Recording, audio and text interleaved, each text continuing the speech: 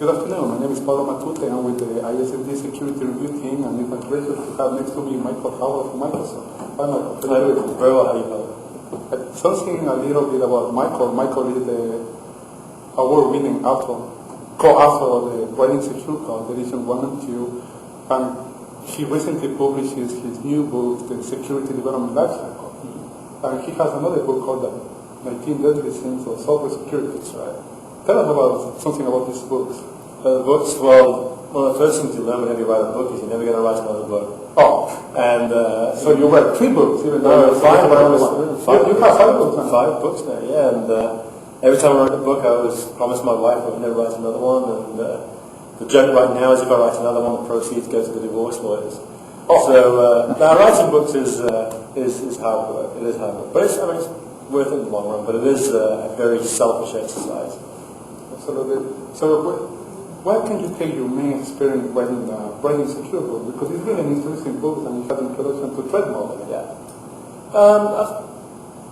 I just want to give you a bit of background as to why David and I wrote Writing Secure Code. The reason I wrote the original version is, so David and I have known each other for a long time, and we realized that we were always being asked the same questions from everybody, time after time after time. What's a buffer overrun? What's a cross-execution bug? How do I fix SQL injection attacks? So, how to do this encryption correctly? Where do I store my passwords? Where do I store my encryption keys? We're always being asked the same questions time and time and time again. And David and I thought, why don't we write a book that would answer all those questions so that we could get on with working on the really hard problems, as opposed to the same day-to-day stuff. And that was the reason why we wrote Writing Secure Code. It was really, I'll be frank, it was totally selfish. It was so that we could get out of answering these day-to-day questions and work on harder problems. Were you getting a thing we call it? Buffer overrun. Try number 2. No, actually it was funny. We had no idea what was going to be Writing Secure Code at the very beginning, and we just put a whole bunch of ideas down on paper. It seems like an interesting flow, right? David, you do this, I'll do this, you do this, I'll do this. And that's how we sort of divvied this up. And the good news is that David and I actually have a pretty similar writing style. The only way you can actually tell who wrote which chapters of Writing Secure Code are by our coding styles. The way we put our braces. We have different philosophies there. But other than that, there's no other way you can tell the chapters apart. So again, the reason I wrote the book was very selfish. It was just to get back some time so we could work on real problems. Absolutely. Now the hot question, that you're going to be giving this presentation about threat modeling. How does threat modeling come to life? I think the critical thing about threat modeling is that people like to think of security as code.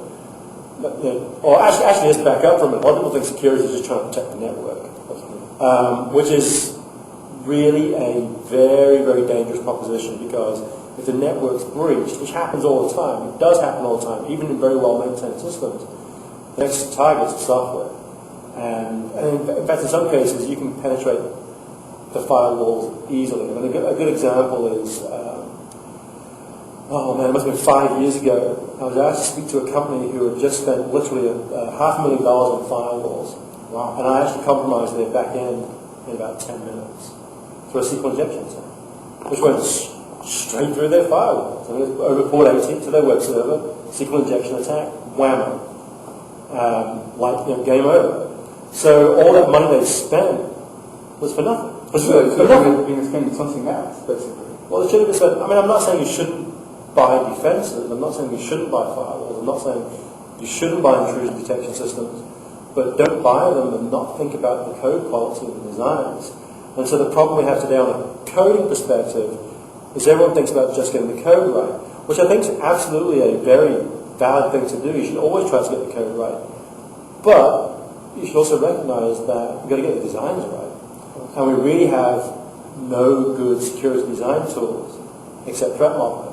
Threat modeling we found to be very, very useful for uncovering potential design issues in an application and making sure that those potential threats are mitigated in the system. Yeah, I thought and I have to be honest with you, I've been trying threat modeling, and it has to be a nice tool that has to be done at the conception level.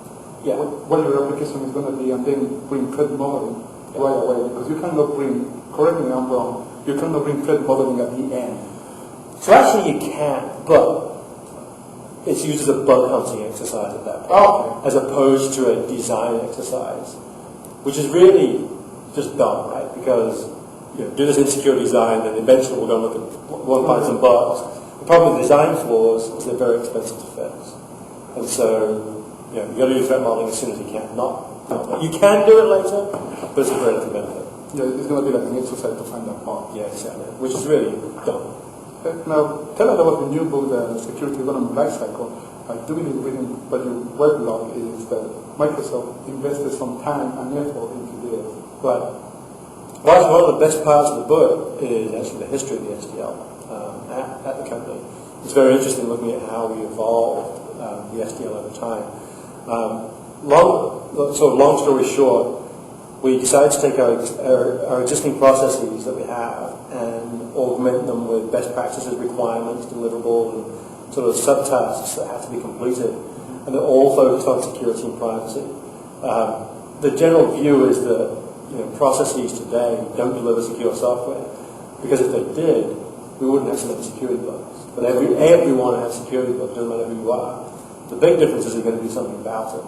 And that's really the whole point of the SDL, is that process that we've started to change the process. Yeah. What is the route for a process to make it into the security development lifecycle? Because I believe you have a proposal for you to read. Yeah, absolutely. So on that. Yeah, so we really touched on something that's very important about SDL. SDL is updated twice a year, 1st of January, 1st of July. And for you or anyone to add an update or a change to SDL requires you be able to show 5 Microsoft Security Response Center bulletins that you could have prevented by the change. If you can't show 5, it can't go into SDL as a requirement.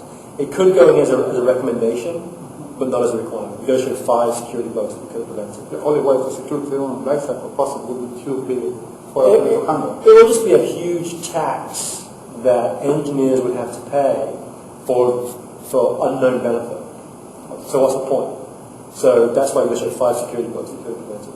So 5 security bugs, and you can make it to the SDL. Yep, absolutely. So I'm working on a couple right now for the January the 1st update. So there's a couple that went into July the 1st that I had, and there's 2 more that I'm going to put forward for January the 1st.